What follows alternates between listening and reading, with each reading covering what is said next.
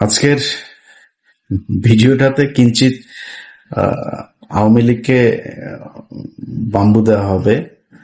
অনেকদিন আওয়ামী লীগকে কিছু বলা হয় না, আগে খুব বলতাম, আগে ইচ্ছা মতো আসলা বাস দিতাম। ইদানিং বলি না, কারণ এখন আমরা রাষ্ট্র মেরামতের কাজে আছি, আমাদের লোকজন দেশ চালায়। আওয়ামী লীগ এখন ওরা এতিম, এই পৃথিবীর মধ্যে সবচাইতে মানে ওই যে রিফিউজি বলে না, সবচেয়ে নিম্ন কোয়ালিটির রিফিউজি হইলো এরা। এদের এখন যায় ফেন্সিডিল বাংলা টাংলা এগুলি খাওয়ার টাকাও ওইখানে যায় অনেকের নাই, অনেকে খুব ভালো আছে, অনেকের নাই আর কি, খুব কষ্টে আছে। উন্নত কোনো দেশেও যাইতে পারে না, সুযোগ পায় নাই, বর্ডার পার হয়ে টপকায় যে কটা পারছে ওইখানে। সেই ছোটবেলা থেকে শুনে আসছি যে এদের বাপদাদার বাড়ি নাকি ওইটা।